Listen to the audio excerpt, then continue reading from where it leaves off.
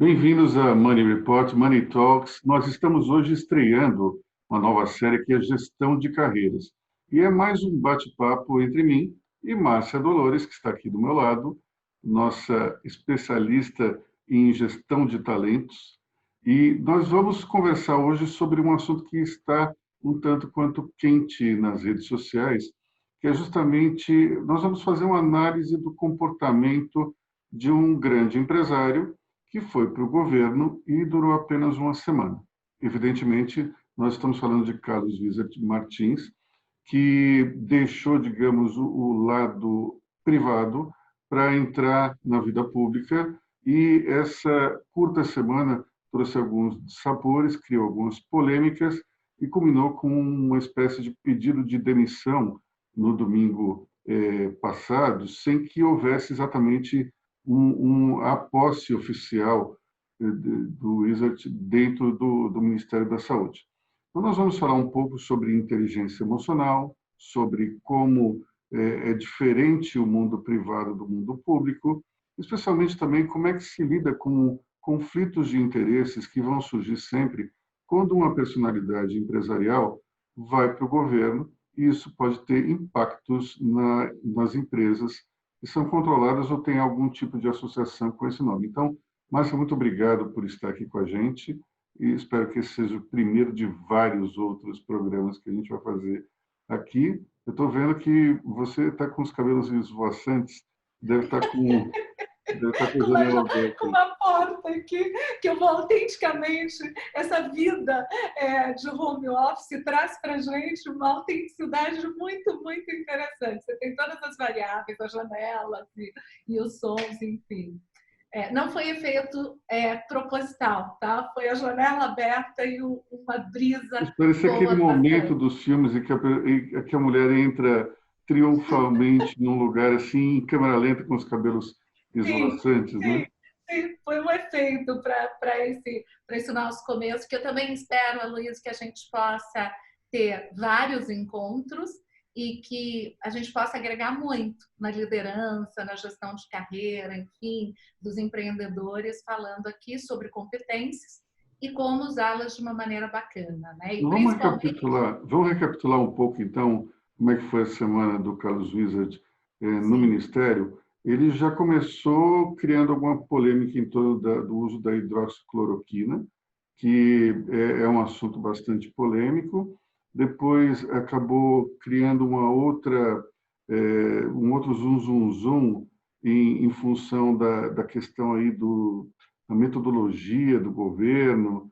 No final das contas, até o governo mudou a própria forma de se apresentar os dados durante as coletivas, mudou inclusive o horário das coletivas para as 22 horas, de maneira que os grandes telejornais não pudessem utilizar os dados, e, por fim, acabou insinuando que os governos estaduais inflavam os números de vítimas e de contaminados, e que, por isso, então, o governo iria fazer uma recontagem. Isso tudo criou uma celeuma muito grande, e, no final de semana, ele acabou mandando uma nota oficial para toda a imprensa, na qual pedia desculpas pelas declarações, se ele havia ofendido as pessoas, e dizendo que não iria mais colaborar com o governo na condição de pro bono. Interessante é que durante esses últimos dias úteis aí da semana que passou, as empresas que são associadas ao Carlos Wizard, como, por exemplo, a própria rede de escolas de inglês Wizard, que não pertence mais a ele, sim ao Grupo Pearson, e sim. também a rede de lojas de produtos naturais Mundo Verde, que essa sim é de propriedade da família. Então, tanto uma como a outra publicaram notas oficiais dizendo que não tem nada a ver com o Carlos Wizard. Inclusive, a própria escola, a rede de escolas, toda vez que alguém digitava o nome Wizard no Google, já aparecia, através de AdWords, um comunicado logo no topo da página dizendo que a Pearson havia comprado as lojas há muito tempo e que, portanto, o empresário não fazia mais parte do seu corpo gestor ou tinha qualquer tipo de associação em relação a essa iniciativa. E no caso do Mundo Verde, a mesma coisa, afirmando que desde 2018 ele era acionista, mas não fazia parte do corpo de gestão. Ou seja, se temeu naquele momento, no caso das duas empresas, que essa associação com ele fizesse mal aos negócios da companhia. Então, eu queria primeiro saber a tua opinião. Se, de fato, poderia haver um boicote, uma associação negativa da marca ao nome do empresário, e o que poderia ser feito do ponto de vista de gestão de imagem para evitar esse tipo de coisa?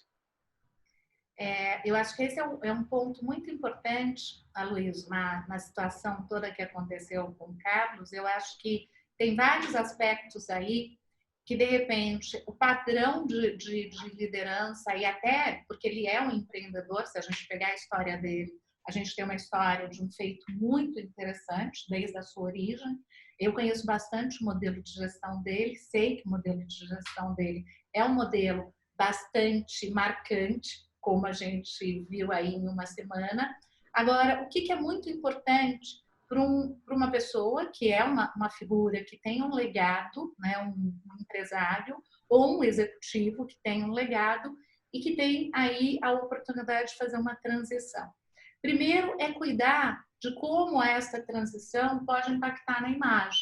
Então, aqui eu acho que não foi feita uma lição de casa, porque às vezes se tem uma empolgação, e que é natural e é muito bem-vinda. Imagina você aproximar uma visão de um empreendedor, de um gestor que tem negócios e que fez bons negócios, que partiu praticamente do zero e construiu. Essa visão pode ser muito agregadora para um governo, né? Principalmente para o nosso governo. A gente ter boas práticas é sempre muito bem-vindo.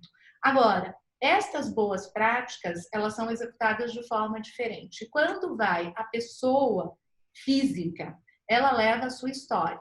Então, fazer esse tipo eu não diria de transição, mas de colaboração, apesar de parecer algo muito simples, tem uma grande complexidade. Então, o estudo ou a lição de casa seria pensar como esse acionista, vamos pegar aqui que ele está só como acionista, que ele não tem mais nenhum poder de gestão nos negócios. Como esse acionista compõe de uma maneira a não comprometer a marca assumindo esse papel.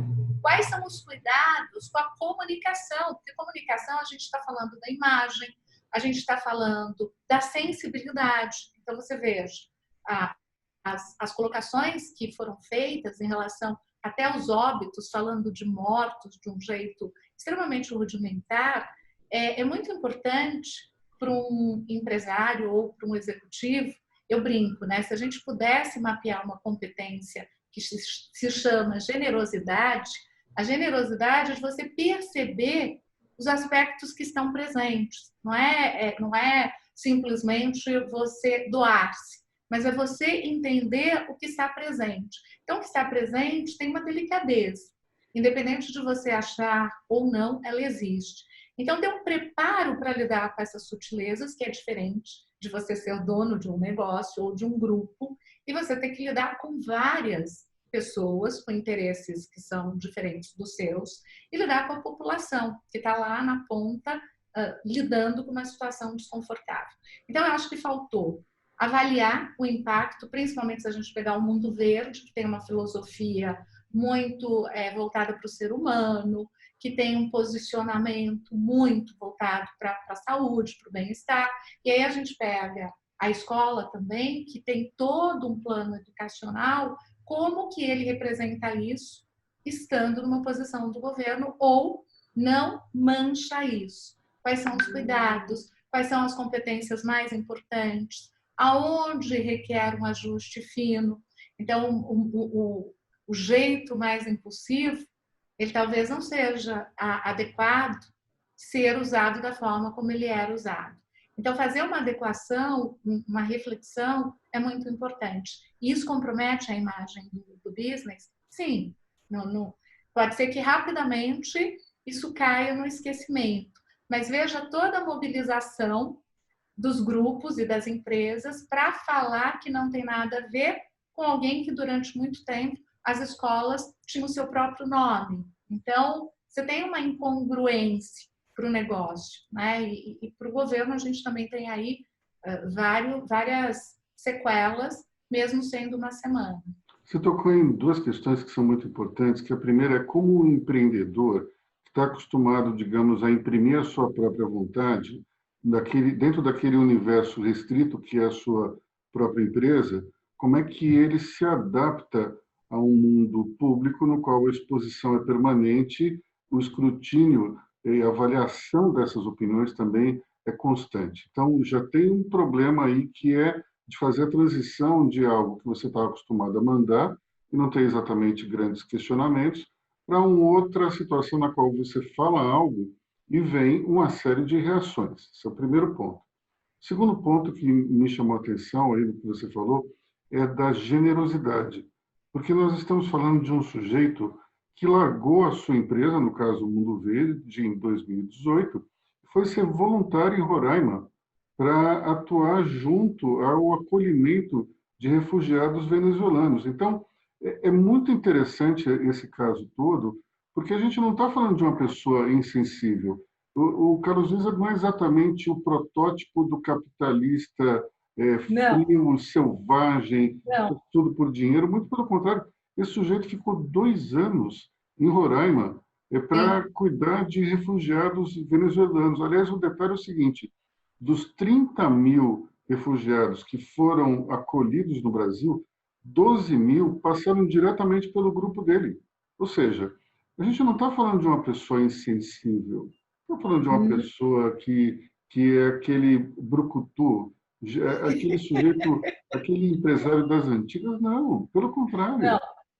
Mas aí, Aloysio, uma coisa que me chamou muita atenção e muito legal você trazer isso do trabalho de Roraima, inclusive, né, que ele quer se dedicar a esse trabalho, ele já se dedica desde 2018, mas existe uma coisa que eu pensava, né, um pouco antes da gente entrar nesse papo, que é uma composição muito poderosa, mas também muito pode ser uma armadilha muito grande, que é o seguinte: você tem o poder, né, que o poder de você assumir um projeto e você conduzir o projeto e você fazer o projeto de acordo com as suas percepções, com a sua forma de pensar, com a sua determinação. Isso é uma coisa, e é um poder muito útil. O projeto de Roraima é um projeto bacana, um projeto né, raçudo. Então, assim, tem tudo a ver com o perfil dele. E muito, muito legal. Mas ele dá as coordenadas. Então, existe um poder muito bem exercitado nesta situação. Quando a postura que ele teve em uma semana, faltou a generosidade de saber que o poder não pode ser exercido sempre da mesma forma. E que o poder, esses poderes, eles passam de mão em mão e é útil que eles passem para que a gente consiga algo maior para uma sociedade. Né? A gente está falando de um país.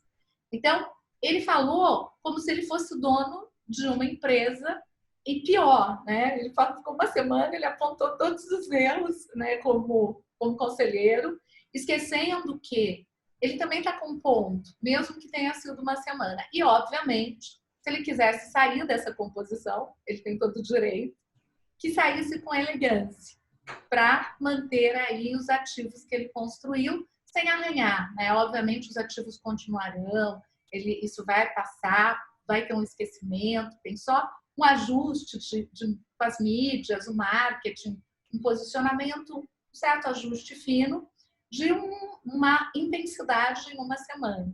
Mas essa partilhar o poder não é muito simples, Aloysio.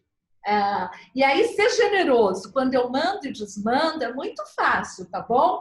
A gente pode fazer, ai, que bonitinho, tá fazendo a calça, sei lá, na comunidade XPTO lá de Santarém. Uau, que lindo! Tá, ele tem um projeto, ele dirige o projeto e é de acordo com as suas coordenadas. Outra coisa é você dividir poderes e se submeter ao poder maior, mesmo que você não esteja plenamente em concordância, mas por uma causa maior. Essa é a generosidade que eu vou dizer para você que requer muito treino. É o que eu mais assim vejo, essa generosidade focada ali numa causa, mas na hora que você divide, para dividir poderes, para unir esforços, para unir opiniões, para unir interesses, essa generosidade nem sempre acontece. Porque generosidade é você abrir mão desse poder, não é? Uhum. Vem cá, você não acha que tem também um aspecto de a interferência da amizade dentro da atuação? Porque ele conheceu o general Eduardo Pazuello, que é o ministro interino da Saúde, justamente Sim, em Roraima durante isso. essa experiência dele. E acho que talvez ele tenha abraçado todo o arcabouço de ideias e de conceitos e de valores do amigo de uma maneira absolutamente, digamos, espontânea, e não parou para fazer uma avaliação de como é que esse tipo de manifestação poderia causar junto à opinião pública. Porque o ministro interino, apesar de pensar tudo isso que o empresário Carlos Gisele falou, ele não diz exatamente isso tudo em público. Mas talvez por conta desse espírito empreendedor, da coisa de você ser uma espécie de centroavante rompedor, não está muito acostumado com o contraditório, ele foi e manifestou todos os valores aí do ministro, talvez, em público, e isso acabou gerando toda essa confusão. Você acha que teve alguma mistura entre amizade e gestão, hein? Eu acho que sim, Aloysio. Aliás, acho não, tenho certeza que sim, que teve essa mistura. E acredito também pela agilidade, a rapidez que as coisas se desenvolveram, houve pouca análise e separação dos papéis, porque a separação dos papéis é muito importante, até porque, se a gente parar para pensar, agora é uma exposição bastante delicada e, inclusive, se estabelecer um vínculo afetivo, de amizade, ele também fica bastante fragilizado. Então, dar tempo para separar as coisas é importante. Naturalmente, não precisa ser um tempo longuíssimo, mas é importante que isso aconteça num determinado, que se faça uma análise sobre isso e um planejamento sobre isso. Faltou inteligência emocional aí? Faltou a inteligência emocional, faltou um planejamento, faltou uma depuração do convite. O Carlos, ele é muito aguerrido e muito ousado, né? E muito fazedor.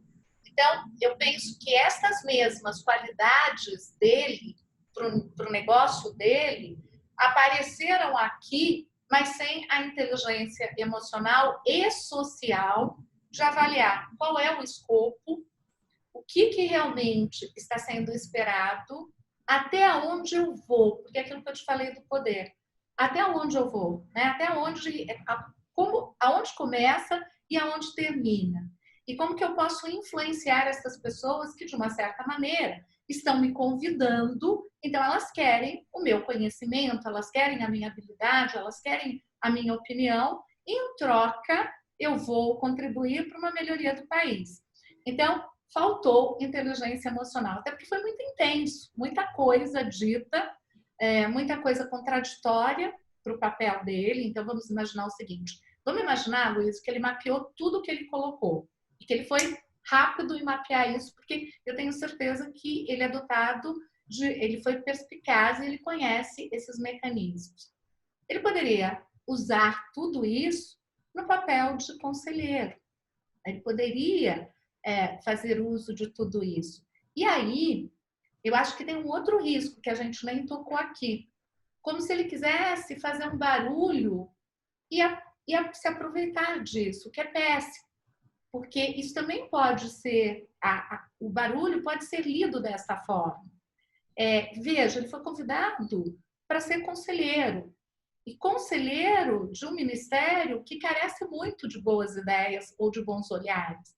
Então, se ele foi chamado, não é porque o céu está perfeito, né, de brigadeiro, não. Tem ali muitas coisas a serem feitas. E aí ele, em uma semana, faz esse pampeiro todo e sai. Ele também pode ser visto, veja, a gente tem que trazer esse olhar e um líder tem que pensar nisso. Ele tem que pensar na ação, que é inteligência emocional, ele tem que pensar nos acordos, nos tratados, nos limites, como é que ele vai usar o poder dele, e ele tem que pensar que se ele tiver uma ação impulsiva, isso pode depor contra ele. Porque nós também poderíamos ler esse cenário de dizer assim, tá bom, ele fez toda essa ilustração, ele joga a toalha e ele agora quer o quê? Ele quer o olhar da população, ou ele quer mostrar que ele poderia fazer e não vai fazer, então, ou ele tem algum interesse político. Isso poderia também ser visto, criar essa abertura. Você concorda? Eu concordo totalmente e até digo mais. Eu recentemente escrevi um artigo no qual eu afirmava que toda essa questão da pandemia, ela carece da inclusão dos talentos do mundo privado para a discussão, para a sugestão de soluções.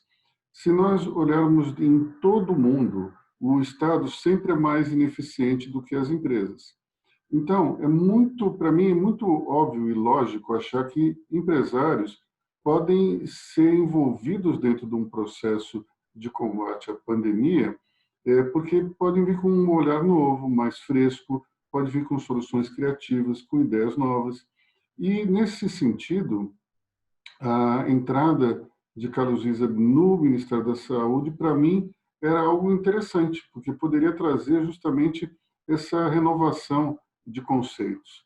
O problema que eu vejo, talvez, é que ele também não tenha se atentado a uma nova ordem na comunicação social, que é o seguinte: a imprensa, de maneira geral, ela cria algum tipo de movimento crítico, mas o verdadeiro tsunami vem das redes sociais.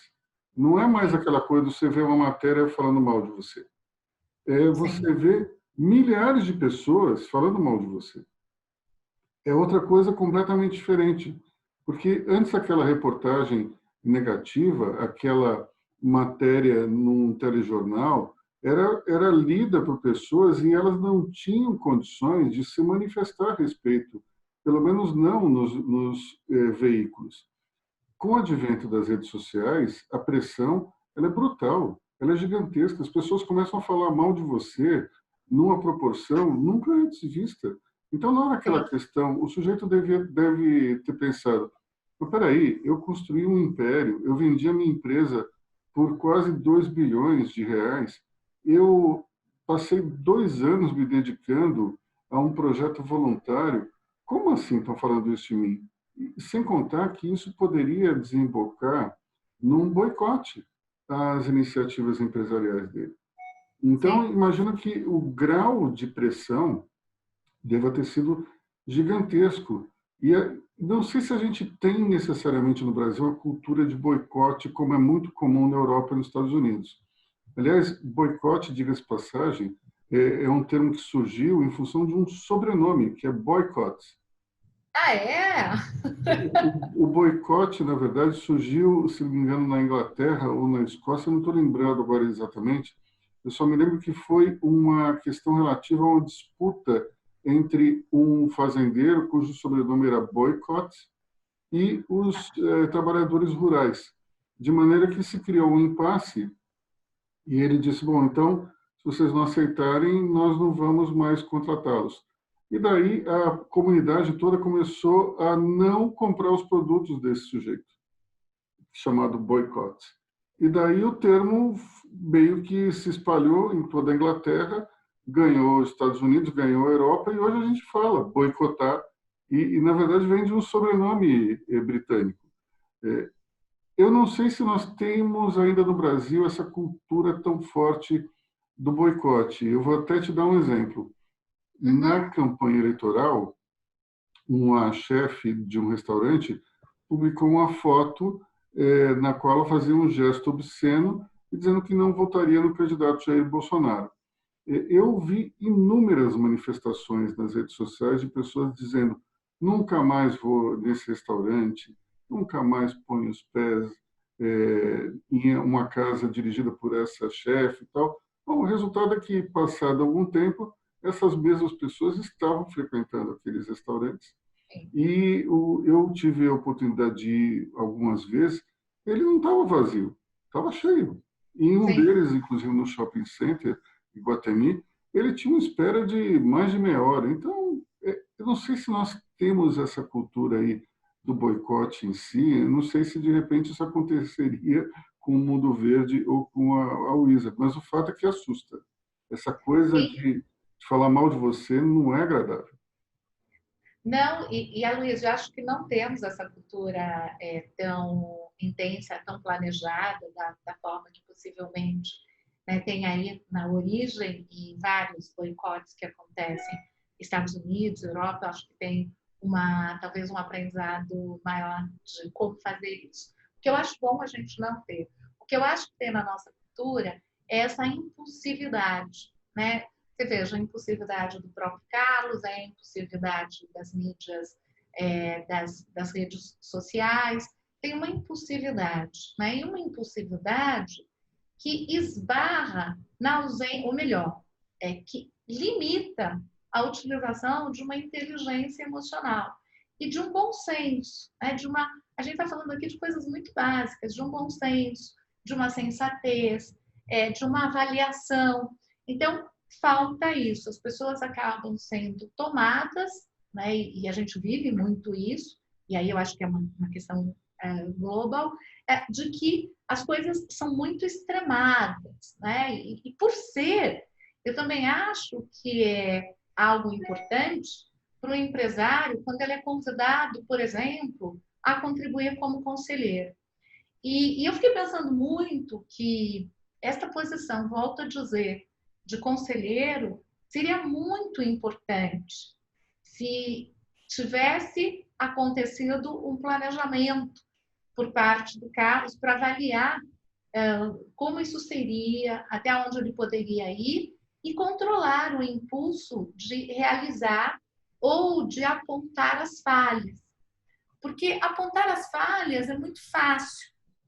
Agora, trabalhar para transformá-las é o grande, vamos dizer assim, é a grande sabedoria e é a grande contribuição que esperaríamos dos empresários.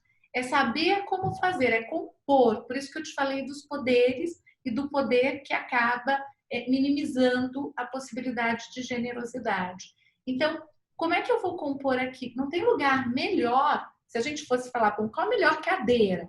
Puxa, a melhor cadeira é ele sentar no conselho, num conselho onde ele pode agregar, e no conselho, voltando aqui, que quando somos conselheiros, a gente tem um código de ética e de sigilo.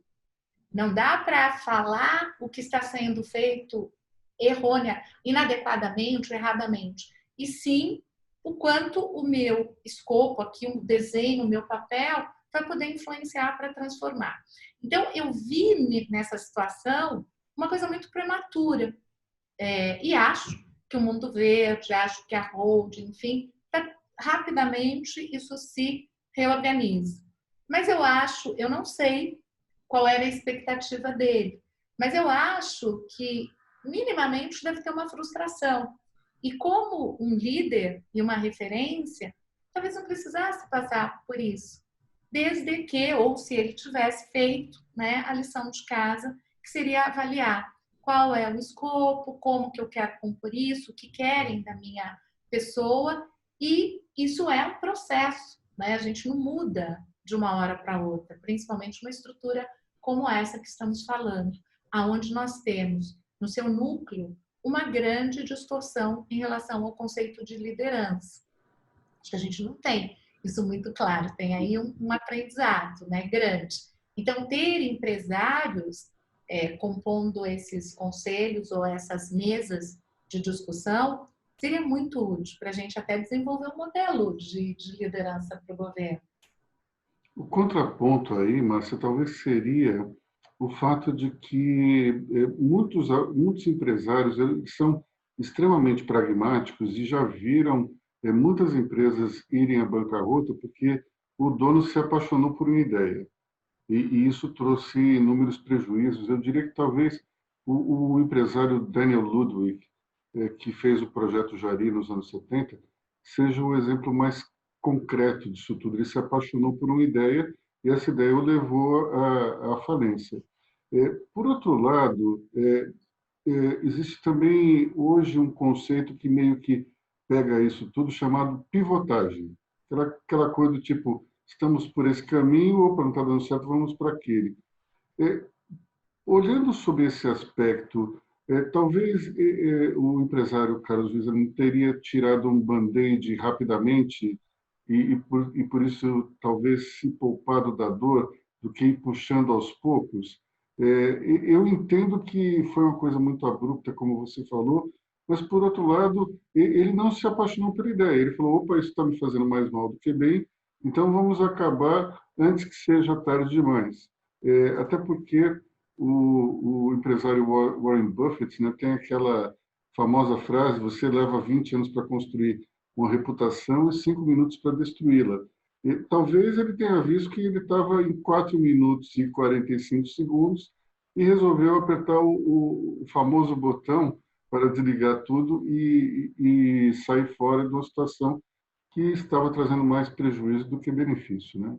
Talvez esse seja um contraponto aí, que eu entendo o seu lado e concordo com ele, mas eu imagino que ele tenha visto, talvez, se visto um beco sem saída, falou, eu vou desistir antes que seja tarde. Eu acho perfeito isso, Aloysio. Acho que foi possivelmente essa uma estratégia que a gente poderia olhar aí e tem grande chance de ter sido. O único ponto que eu coloco, e eu também acho que é muito nocivo você entrar num projeto sem ter o brilho no olhar, principalmente um projeto pro bono e com essa grande, aliás, eu acho que sem. Vamos pensar o seguinte: você vai dedicar seu tempo, você tem uma missão que nada mais, nada menos é um país com uma crise na área da saúde, com outras crises, então é um mandato bastante desafiador. Então, eu acho que a gente volta um pouco para aquele ponto do que a gente espera quando a gente olha um empreendedor e um empresário de tão grande sucesso, se aproximando do governo, a gente espera uma prática diferente. O que ele fez foi mais do mesmo. Então, tá super ok. Ele chegou lá e falou, gente, me enganei. Não era bem esta história que eu gostaria de escrever. Isso é natural, é genuíno e é possível acontecer. Agora, qual a tratativa que eu darei para isso? Eu farei a tratativa atrapalhada que está acontecendo, ou eu vou deixar aqui o meu pequeno legado fazendo uma tratativa de um empresário que vem do setor privado e que gostaria de, pelo menos nessa passagem rápida, deixar aqui uma impressão de como tratamos assuntos adversos, de como tratamos conflitos de interesse, como tratamos um acordo que não foi feito adequadamente, seja por uma impulsividade, seja por uma empolgação, seja pelo viés da amizade, que pode ter entrado aí e tirado uma visão mais clara.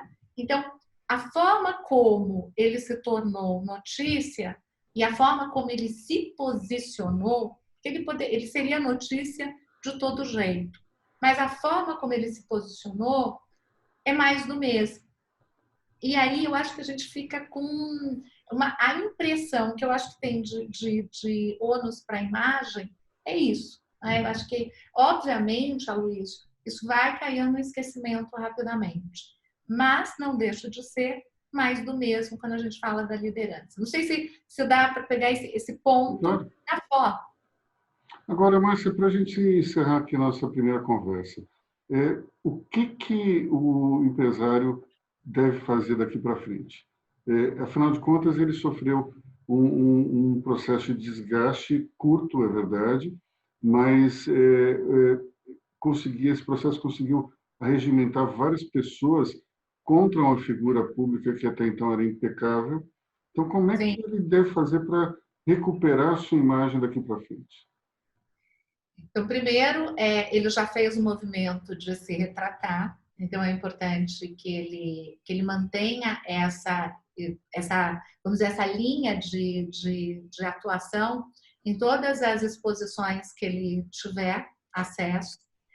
Acho que é muito importante ele se desculpar de uma maneira aí muito clara, né? Não só peço desculpas pelo que eu disse, mas se desculpar com as pessoas envolvidas. Eu acho que é muito importante ele reorganizar a forma como ele fez essa saída, então de deixar claro que ele reorganizou. Ele disse que estava saindo para dedicar-se com mais afinco ao projeto de Roraima. Eu acho que seria muito nobre, e isso combinaria muito com aquilo que nós falamos do poder, de uma causa grandiosa, social, uma questão bacana, se ele colocasse que este curto espaço de tempo, a Luísa gerou um aprendizado. Então, um aprendizado, inclusive, sobre as limitações, né? Então, isso traria, de novo, um poder, eu diria até maior, porque um poder, de fato, é o poder quando você consegue identificar que você está desprovido de poder. E você diz, olha, aqui eu tinha um ideal, eu acho que para ser aderente à história dele, e isso cabe para qualquer empresário ou para qualquer profissional que de repente faz uma transição de carreira, chega numa empresa e diz, meu Deus, essa empresa não é o que eu imaginei. Isso não é o que eu pensei, a cultura não se adequa aos meus valores. Eu acho que eu estou na situação equivocadamente. Então, isso pode acontecer com uma figura tão forte como ele, mas com as pessoas que estão aí nos assistindo. Então, como que eu lido com isso? Eu falo muito sobre essa segunda competência que eu dou muito valor nos processos todos que a gente desenvolve, que é a humildade. Então, deixa eu restabelecer aqui a minha imagem com humildade. Olha, eu aceitei no afã, pensei em fazer algo, mas a coisa está caminhando numa outra direção e eu penso que é muito mais relevante eu usar essa minha experiência, que foi excelente, para reformular e voltar aqui para o meu projeto de Roraima. Então, a humildade vai ajudar muito você a zelar pela imagem. É você falar as coisas com uma certa lógica na sequência, já que a gente teve aí uma semana, né, extremamente rápida, mas também com grande impacto. Então, como é que eu reorganizo isso? Eu me comunicando. E a comunicação é fundamental. As atitudes e a palavra, a exposição da imagem, que agora a gente tem isso, né, o tempo todo, como você próprio disse. Então, acho que esta é uma colocação importante. E outra coisa, eu acho que o Mundo Verde se posicionar é interessante, mas eu sei que se o Carlos se posiciona dizendo que o Mundo Verde tem uma outra filosofia, o impacto seria outro. Seria muito melhor. Para a gente encerrar, então, definitivamente, Márcia, você falou sobre a perda do poder, né?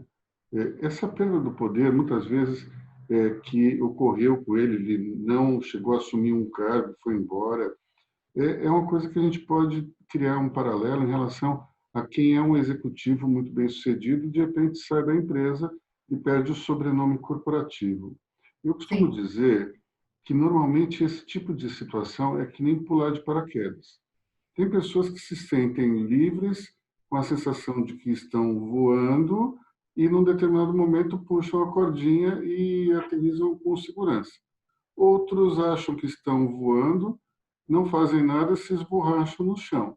E tem aqueles que começam a ter um pavor absoluto porque estão caindo, de fato, numa velocidade muito, muito alta, né? Quando a pessoa perde esse poder, o que ela tem que fazer para se manter íntegra, para que ela mantenha, digamos, os seus valores, a sua autoestima e, ao mesmo tempo, não fique apavorada? Porque eu imagino que, apesar de ser um sujeito muito rico, de ter tido uma carreira extremamente respeitada por todos. Nesse momento, apesar dele já ter dito que vai retomar o projeto de Roraima, me parece que ele está assim, naquela coisa, e o que eu faço agora, né? Sim, Como é que a gente sim. transpõe essa situação para algo mais comum na vida do executivo, que é, de repente, ser privado desse poder, ser privado do sobrenome corporativo? Sim, é muito importante ter essa consciência, Aloysio, que eu acho que poucos param para refletir sobre isso, eu percebo isso, e eu acho que o Carlos, aí a gente pode usar até ele como exemplo, ele fez algo que eu não sei se foi intuitivo ou de sobrevivência. É muito importante rapidamente se voltar para um projeto que faça sentido. Então, se um executivo ele é desligado daquela situação onde ele tinha um poder que era um poder que parecia absoluto, ele sair da situação fazendo o primeiro balanço. Então, a primeira coisa requer a humildade de fazer o balanço, que nem sempre a gente deixar de ter o poder é ruim. Pode ser um trânsito para a gente ter mais poder de uma maneira diferente. O que é mais poder de uma maneira diferente? Ilusão a nossa pensar que o sobrenome corporativo, que a estrutura vai nos dar poder em todas as situações, que foi o que aconteceu com o Carlos. Ele tem um poder e tem um poder reconhecido, tem um legado, tem uma contribuição, mas chegou no lugar que ele teria que se submeter a outros poderes. E aí isso não foi bem organizado. E sai, talvez, sem ter o gostinho do exercício daquele poder. Então, é muito importante que este executivo entenda que o poder é o poder do cargo, o poder do mando, mas não o poder que ele tem sobre a vida dele. E que ele tem competências que o levou até aquele lugar, como Carlos, nós sabemos que tem inúmeras competências que o levou até um determinado lugar e que ele conquistou esse lugar e que este lugar ele vai poder, aliás, este lugar pode sair da história dele, mas ele tem todo o legado que ele pode exercer aonde ele bem entender. Então, ele pode direcionar isso para outros lugares. E é muito importante quando isso acontece que haja um momento de pausa. Um momento de pausa é muito de cada um, mas eu sempre digo que é oportuno parar, seja uma semana, um mês, ou 3 meses, ou às vezes um ano, dependendo aí da experiência, do momento de carreira, ou momento de vida, para que você possa fazer a próxima, né, a próxima rodada. E que você possa estabelecer um objetivo entendendo mais sobre o poder, porque quem fica fragilizado quando isso acontece tem uma distorção em relação ao poder. Acredita que este é o poder que ele tem, quando na verdade o poder que ele tem nada tem a ver com isso. Ele construiu, mas as habilidades que ele que fez essa construção está dentro dele. Então é muito importante e verdadeiramente quando ele lança na mídia, olha, eu vou retomar o meu projeto em Roraima, ele está internamente, intuitivamente, buscando um lugar para focar as habilidades dele, para evitar essa sensação desconfortável de que não funcionou, não deu certo, não foi da maneira como eu gostaria. Então, é muito importante ter essa pausa pequena. O que aqui aconteceu? As minhas habilidades estão preservadas, mas talvez seja um momento de eu pensar como é que eu quero usá-las, porque existem contextos que vão exigir outras habilidades, né? Outras formas. E essa semana, o que aconteceu demonstra isso. E na vida de um empreendedor, de um executivo, por exemplo, isso é muito comum quando o empreendedor vai fazer uma sucessão, pode ser dentro da própria família. A sucessão que o Carlos fez foi uma sucessão bastante interessante. A gente até pode aqui falar, porque eu acho que demonstra muito o que apareceu essa semana no perfil, aí nas redes e nos jornais. Então, é um processo desafiador de fazer sucessão, de tornar a empresa, né, de implantar governança, profissionalizar, ir para uma holding. Então, isso cabe para um executivo e cabe para um empreendedor também. Realmente, entender que tem uma mudança e que isso não significa que ele não tenha as habilidades, mas talvez elas tenham que ser usadas de uma maneira diferente. Bom, eu vou aproveitar então o gancho de uma frase aí que você disse, que é a hora de parar, e vamos parar por aqui o nosso bate-papo, que a gente já está aí com alguns minutos a mais do previsto, e eu queria te agradecer muito, e semana que vem a gente está de volta, falando de outro tema mais sintonizado com os temas da hora, os assuntos mais comentados, como esse, por exemplo, do Carlos Wizard. Tá bom? Perfeito, Aloysio. Super obrigada. Foi uma delícia, como sempre. Espero que a gente possa contribuir, tá bom? Beijo grande. Obrigado, Márcia. Tchau.